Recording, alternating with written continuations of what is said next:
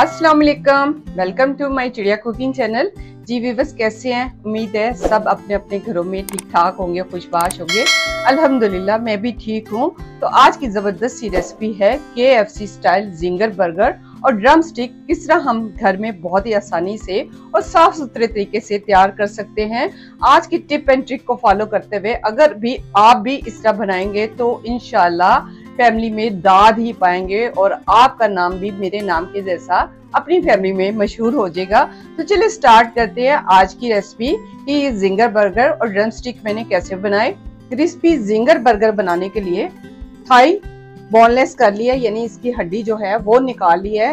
Thai का गोश्त जो होता है इसी का जिंगर असल बनता है। वैसे तो लोग देखा जाए तो चेस्ट का भी बना लेते हैं, तो चेस्ट का रूखा रूखा होता है, तो ये जरा मॉइस्चर इसमें होता है। तो इस तरह हमने थाई का ही लेना है। तो इसमें ये 8 थाई बोनलेस है। तो ड्रम्स मैं वैसे ही बना रही हूँ बच्चों के लिए, 4 अदर ड्रम्स भी मैंने बीच में डाल दिए हैं। तो इनको अच्छी तरह से धो के बोनलेस करके हमने स्टेन करके रख लिया है। तो इसमें मसाला जार डाल लेते हैं। नमक 1 टीस्पून भर के, सुर्ख मिर्च पाउडर 2 टीस्पून इस तरह भर के हमने डालने हैं क्योंकि हमने क्रिस्पी सा चाहिए। तो इस तरह भर के मैं इसमें 2 टीस्पून मिर्च पाउडर ये डाल रही हूँ। ब्लैक पेपर पाउडर, काली मिर्च का पाउडर 1/2 टीस्पून ये भी डाल देते हैं। टिक्का मसाला 2 टीस्पून भर के ये भी डाल देती हूँ। 1.5 टीस्पून चिली फ्लेक्स ये डाल देते हैं। डार्क सोया सॉस 2 टेबलस्पून के करीब हमने डालना है। आपके पास अगर नॉर्मल सोया सॉस है तो आप 3 टेबलस्पून के करीब डालें। 3 टेबलस्पून विनेगर ये डालेंगे। अदरक लहसुन का पेस्ट 1 टेबलस्पून भर के ये डाल देते हैं और अच्छी तरह से मिक्स कर लेते हैं। इसको हाथों की मदद से हमने अच्छी तरह से इसको मिक्स करना है। मिक्सिंग हमारी बहुत अच्छी होनी चाहिए ताकि मैरिनेशन अच्छी हो जाए। तो मैं इसको ऐसे मसलते हुए मिक्स कर लेती हूँ ताकि मसाला जात बिल्कुल इक्वली हर पीस पे आ जाए। तमाम मसाला जात को अच्छी तरह से एक किस्म का मसाज करते हुए मैंने अच्छी तरह से तकरीबन 2 मिनट लगे हैं इसको मसाज करने में, ताकि मसाला जात अच्छी तरह से रच बस जाए इसके अंदर। इसके हमें मैरिनेशन के लिए चाहिए। तो मैरिनेशन अच्छी सी करने के लिए आपको ये मसाज करना पड़ेगा तकरीबन 2 मिनट के लिए। तो इसी स्टेज पे मैं इसको ढांप के छोड़ दूंगी मैरिनेशन के लिए कम से कम 1.5 आवर। 1.5 आवर हो गए हैं इसको मैरिनेट किए हुए।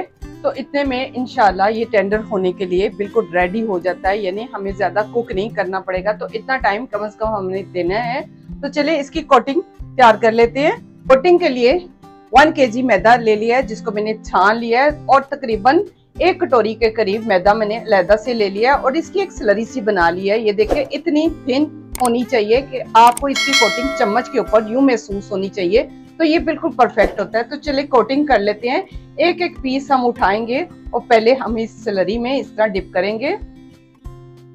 बस हमने डिप करना है और निकालना है इसको। ज्यादा टाइम के लिए हमने इसमें नहीं छोड़ना। यूं झाड़ते हुए हम इसको मैदे में डाल देंगे और मैदा भी हमने बहुत ही मलना नहीं है, इसको यूं ही बस अलट पलट करना है। 2 से 3 दफा इसको हम अलट पलट करेंगे तो बहुत अच्छे से क्रम्स हमारे बनके तैयार हो जाएंगे। तो हमें वो पानी में डालने का या सिर्फ मैदे में घुमाने का जो है ये प्रोसेस जो होता है ये बिल्कुल बेस्ट होता है और इससे क्रम्स जो हैं बहुत ही शानदार से आते हैं। तो देखिए आपको वाजिया हो रहे होंगे इसके क्रम्स। तो इसी तरह करते हुए मैं सारे पीस कोटिंग कर लेती हूँ।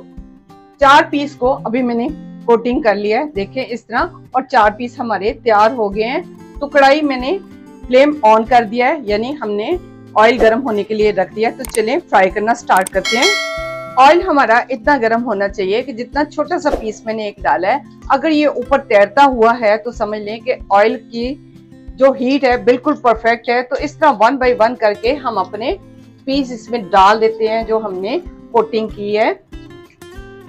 चारों के चारों पीस हमारे इसमें आ जाएंगे, यानी डूबे हुए होने चाहिए, ऊपर तैरते हुए नहीं होने चाहिए। ऑयल हमने ज्यादा डालना है और इसको अभी हमने बिल्कुल भी टच नहीं करना। इसी टेम्परेचर पे मैं इसका जो टेम्परेचर है उसको थोड़ा सा कम कर दूंगी, यानी हाई फ्लेम से थोड़ा सा कम कर दूंगी इसको। इसी टेम्परेचर पे इसको तकरीबन 4 मिनट के लिए मैंने इसको टच नहीं करना। तो 4 मिनट के बाद मैं दिखाती हूँ आपको। तकरीबन 4 मिनट हो गए हैं एक साइड को छोड़े हुए। तो चेक कर लेते हैं। माशाल्लाह देखें इस तरह का कलर हमें मिलना था और इसी तरह का कलर चाहिए। तो दूसरी साइड को भी हम पलट के तकरीबन 3-3.5 मिनट इसको देंगे। इस तरह पलटते हुए हम सारे पीस अपने पलट लेते हैं और इसको छोड़ देते हैं फिर से 3 से 4 मिनट के लिए। दूसरी साइड को भी तकरीबन 3 से 4 मिनट हो गए हैं, तो चेक कर लेते हैं। माशाल्लाह जिस तरह का हमें चाहिए था तो इस तरह का हो गया। तो बस इसको मैं स्ट्रेनर में निकाल लेती हूँ सारे के सारे, और इसके बाद में अपने जो ड्रम्स हैं उनको भी फ्राई कर लेती हूँ। ड्रम स्टिक को भी मैंने ऐसे ही कोटिंग कर लिया है। देखिए कितने जबरदस्त से क्रम्स इसके ऊपर आए हैं। तो इनको भी डाल देते हैं और इसको भी उतना ही टाइम लगेगा, यानी 7 से 8 मिनट कम से कम हमने इसको फ्राई करना है। अभी के अभी हमने इसमें चम्मच बिल्कुल भी नहीं चलाना, इससे कोटिंग उतर जाती है। तो तकरीबन 3 मिनट के बाद या 4 मिनट के बाद मैं इसमें चम्मच चलाऊंगी। तकरीबन 3 मिनट हो गए हैं, तो इसको भी पलट लेते हैं। देखिए कितने जबरदस्त से क्रम्स आपको नजर आ रहे होंगे। तो 3 मिनट ही हम दूसरी साइड को देंगे, 3 से 4 मिनट ही हम दूसरी साइड को देंगे। ड्रम स्टिक को भी तकरीबन दूसरी साइड पे छोड़े हुए 3 से 4 मिनट हो गए हैं। तो देखिए इसके क्रम्स माशाल्लाह कलर भी बहुत जबरदस्त आ गया। तो इनको भी निकाल लेते हैं और करते हैं अपने बर्गर पे अप्लाई। हम अपना जिंगर बर्गर बनाते हैं। सबसे पहले बन के ऊपर मेयोनीज ये अप्लाई कर लेते हैं।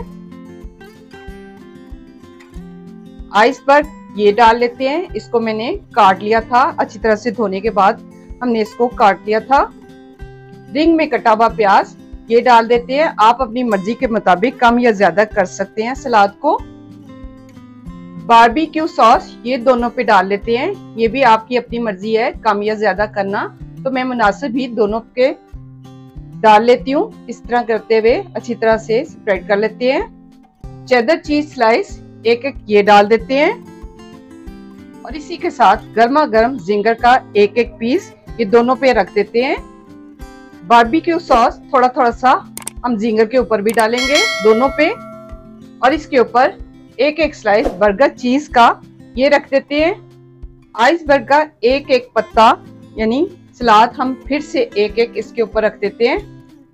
टॉप वाला पीस लेके मस्टर्ड सॉस जो है इसके ऊपर हम अच्छी तरह से इस तरह फैला देंगे। आप अपनी मर्जी के मुताबिक कम या ज्यादा कर सकते हैं। मैं दोनों स्लाइस पे इसी तरह करके टॉप पे लगा के और इसको रख देते हैं ऐसे करके।